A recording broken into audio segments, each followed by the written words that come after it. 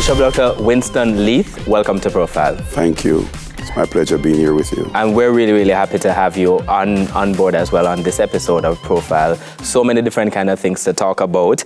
I want to talk a little bit about some of the different things you've done in your life. At this moment, National Bishop of the Church of God of Prophets in Jamaica, very busy job at a point where the church faces unprecedented challenges, I would say. You have responsibility for oversight for over 299 churches and over 40,000 members island-wide. So busy. Busy, very busy. Quite busy. Pastor of the local congregation at Nago Head in Portmore St. Catherine. There you have over 350 members. And at this point, the church is celebrating over 100 years of ministry to the nation. You're a former national youth director, a parish overseer. You've ministered across the world, including in the Caribbean, the United States, and Europe. When you think of this sort of record of involvement with the church and where you are now, how do you feel? I think I feel pretty good. One of my passion when I was in the private sector is to go full-time in ministry. But when you have two children going to high school, you have to think twice. But when I made that decision to transition from the private sector to go full-time in ministry, that's when the Lord just opened up the windows and the opportunities for me. I want to talk a little bit about that transition from the private sector. But first, what was it like growing up in Portland? It's Drapers in Portland. Right, beautiful district. My home overlooks the Caribbean Sea, and we are just maybe a mile away from the Sansan Beach. I'm first of 6 children for my parents. We grew up in extreme poverty, but we didn't know that we were poor because our parents didn't make it seem as if we were poor. What do you call extreme poverty? There were days when there was nothing to eat. I can recall coming home from school as the first, and we hear my mother praying in her room, asking the Lord to provide some food for children coming home. I mean, the pot would be on the fire, and it's the outside kitchen. And she would be praying, but before she's through praying, someone will knock at the door or the gate and bring the provision. So we actually grew up, in that sort of situation for a while. My father was a landscaper, but didn't get much. And my mother was a stay-at-home mom. So it was just his earnings that was taking care of 6 children at the time. Which means really difficult circumstances, as you say. As a matter of fact, that led to your being sent to live with your aunt in St. Andrew. I chose to, because I went and spent holidays with her when I was 11. This is Stony Hill? Stony Hill. And then I told my mom that, I think I want to go and live with my aunt. And she gave me the opportunity. At 12 years of age, I got a little job at a supermarket in Stony Hill to help to pack the shelf.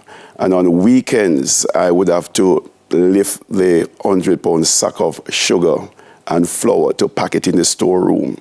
And in those days, when you get $25, it's a lot of funds. It's very hard for people to imagine right now. Yes, but I would actually buy stuff for my parents, food stuff, and there was a market truck that would go to Port Antonio, and I would send this stuff over for her, and then she would collect that in Port Antonio. So leaving Drapers to come to Stony Hill was to open doors for my parents and my siblings.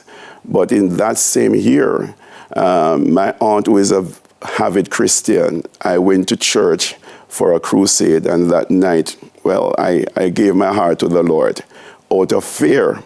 The preacher that night was talking about the whole matter of hell and heaven. And as a 12-year-old, you don't want to go to hell. So what you do, you put up your hand, you get baptized. But that's where the journey starts. That's where the journey started. That's where the journey actually started. But by the way, schooling, what was happening at the same time? Well, I got a transfer from Drapers All Age School to Stony Hill All Age. So I finished all age school there. And didn't pass common entrance at that time, so Oberlin High School started an extension program in the afternoon. So I went there for 1 year. And well, I don't think I was coping at all. Someone got me a job at Royal Bank, Jamaica at the time. And I started there as a general service employee. Which means you were doing what?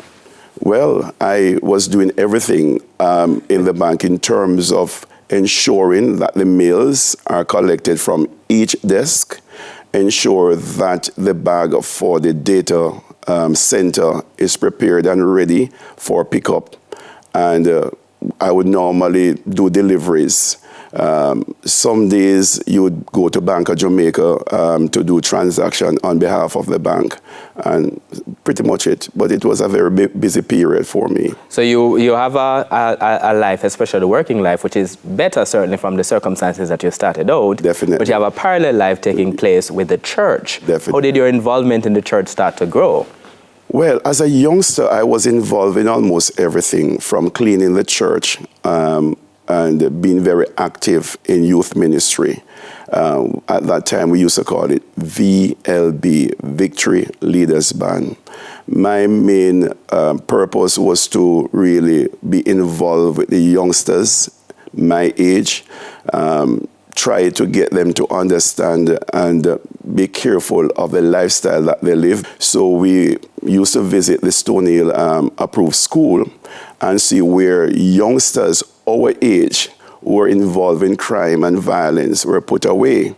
So honestly, we try to steer away from that. For a little context, you would have been involved in the church in the 1970s. Definitely. And this was a sort of heady time when a lot of political violence that was taking place. Yes. You came to from Portland into St. Andrew, which would have been one of those places where there's a lot of activity taking place. Definitely hot. And it almost cost me my life, but I am happy to say that God protects, and he protected me one night. And I want you to explain how it almost cost you your life, but we have to go to the break on Profile. So we're taking our first break. My guest is the National Bishop of the Church of God of Prophecy, Jamaica, Bishop Dr. Winston Leith, and we're back with you on the other side of these messages.